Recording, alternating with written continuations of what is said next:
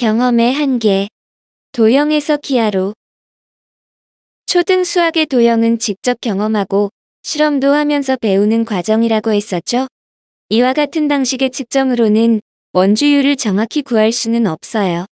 측정한 값을 어림값 또는 근사값이라고 하고 정확한 값을 참값이라고 해요. 초등학교에서 원주율을 계산할 때 3.14나 3.1 또는 계산의 편의성을 위해 간략히 3으로 두고 계산을 하기도 했어요. 이와 같은 어림값으로는 원의 넓이나 둘레와 같이 정확한 계산이 요구되는 참값을 구할 수 없으므로 중등 수학에서는 원주율을 참값인 파이를 이용하여 계산을 하게 됩니다. 원주율의 측정에 대하여 간략히 알아보면 고대 이집트에서 측량은 아주 중요하게 다루어지므로 그 당시의 최첨단 지식을 이용하여 길이나 넓이를 구했겠지요.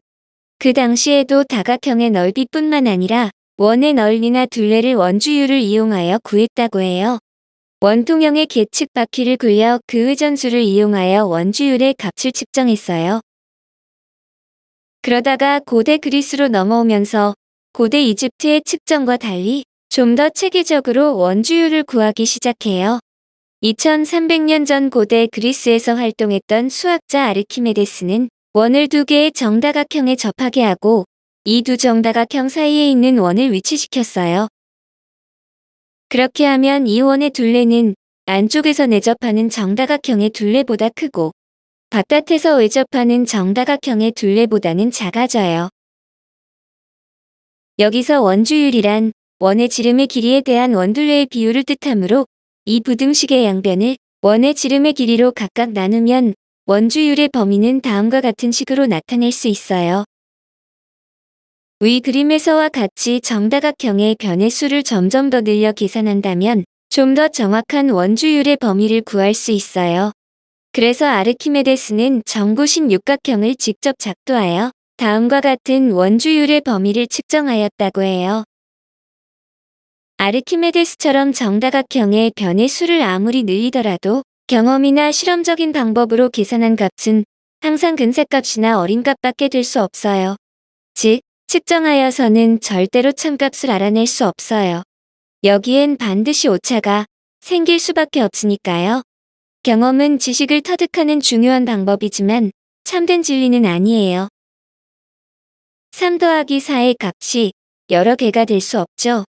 그런데 측정을 하면 답이 여러 개가 나올 수 있으므로 참값을 원한다면 경험이나 실험은 적절한 방법이 아닌 거예요.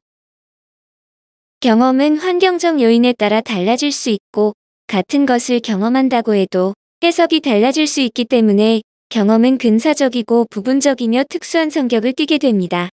이것이 경험을 통한 귀납적 추론의 한계가 돼요. 그래서 경험의 오류에 빠질 수도 있고 경험만으로는 어떤 게 맞고 틀린지를 구별하지 못하게 되지요.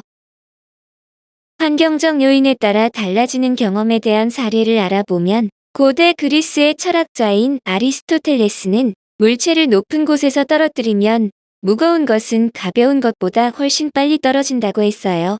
그 당시엔 대다수의 사람들은 이 말을 당연한 듯 믿고 있었어요.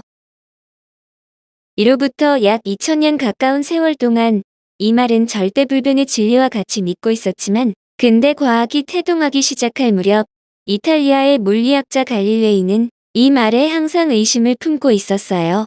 그래서 무게가 다른 둥근 두 물체를 들고 유명한 피사의 사탑에 올라가서 두 물체를 동시에 떨어뜨리자 사람들이 믿고 있던 생각과 달리 거의 동시에 두 물체는 땅에 떨어져서 사람들을 놀라게 했다고 전해져요. 또한 갈릴레이는 만약 공기가 없는 진공 상태라면 질량이 다른 깃털과 망치를 떨어뜨리면 땅에 동시에 떨어질 것이다 라고 말했을 때 많은 사람들은 이에 대해서는 의심을 품었다는 유명한 일화가 전해져요.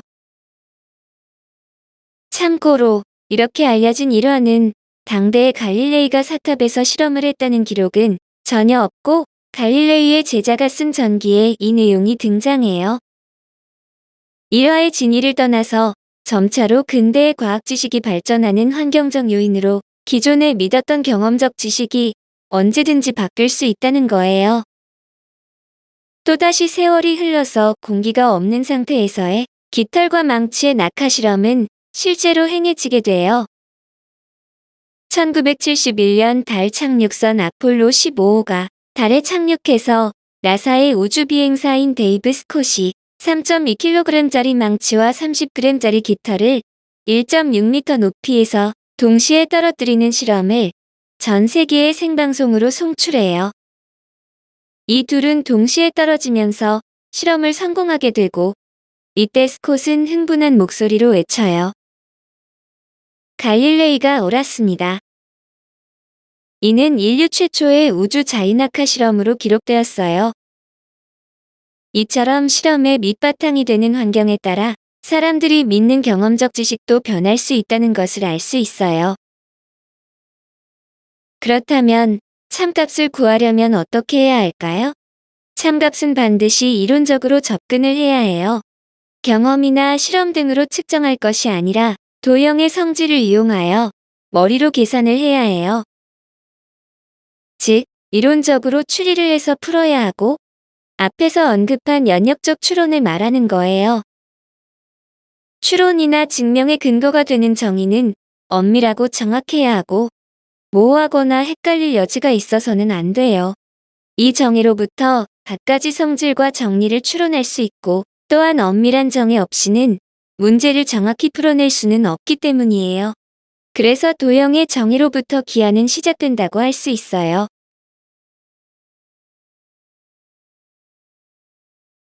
끝으로 초등 수학의 도형과 중등 수학의 기하를 비교해가면서 도형적 사고에서 벗어나 기하적 사고로 혁신적 전환을 해볼까요?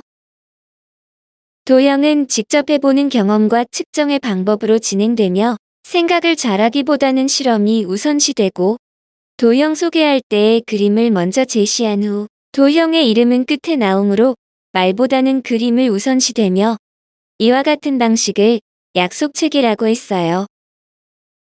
반면 기하는 사실 A를 통하여 사실 B를 알아내는 방법으로 진행되며 주어진 원인을 이용하여 원하는 결과를 이끌어내야 하는 증명이라는 방식이 필요해요. 도형 소개할 때의 이름을 먼저 제시한 후 이에 보조도구로 그림을 활용하므로 그림보다는 말이 우선시되며 이와 같은 방식을 정의체계라고 했어요. 초등 수학에서는 경험을 중시하므로 해결 방법에 대하여 어떻게 잘해볼 것인가를 고민해야 하는 노하우의 문제가 되고 반면 중등 수학에서는 증명이 중시되므로 이유와 근거에 대하여 과연 왜 그럴까를 고민해야 하는 노하우의 문제가 돼요.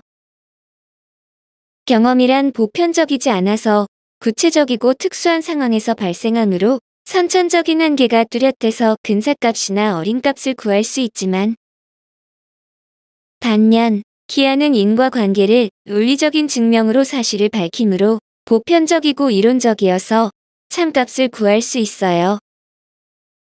끝으로 초등 수학에서는 구체적인 경험을 통하여 일반적인 사실을 알아가는 과정이므로 이러한 방식을 귀납적 추론이라고 하고 반면 중등 수학에서는 원인이 되는 근본적 사실로부터 결과가 되는 특수한 사실을 논리적으로 알아내는 과정이므로 이러한 방식을 연역적 추론이라고 해요. 이제 앞으로 배우게 될 중등 수학에서의 도형에 대하여 초등 수학에서의 문제 해결 방식은 더 이상 효과적이 않다는 것을 느낄 수 있을 거예요. 도형의 세계에서 벗어나 기하의 세계로 들어가기 위해서는 이와 같은 사고의 전환이 필수적으로 요구되며 어렵고 힘들다고 피하려 하지 말고 정면 승부를 펼쳐야 해요. 왜냐하면 앞으로의 모든 수학은 이와 같은 연역적 사고를 기반으로 전개가 되니까요. 하지만 벌써부터 겁먹을 필요는 없어요. 기하 영역에서 중요시하는 증명에 대한 문제는 중1 과정에서는 극히 일부이며 나머지는 연산하여 정답을 구하는 문제가 대부분이에요. 모든 문제를 풀 때마다 반드시 증명을 해야 하는 건 아니거든요. 증명이 된 정리를 이용하여 증명을 하지 않고 문제 풀이 과정에 적용하면 돼요. 물론 활용한 정리가 어떤 과정을 거쳐서 증명이 되었는지를 미리 알아야 하겠죠. 예를 들어 유명한 피타고라스 정리라는 공식이 있는데 이를 이용하기 위해서 매번 이를 증명할 필요는 없겠죠? 교과서에 도형의 증명이 있을 때 익숙해질 정도로 몇 번의 연습 과정을 거치면 될 거예요. 이어질 다음 강의에서는 기하를 어떻게 공부해야 하는지에 대하여 알아볼게요.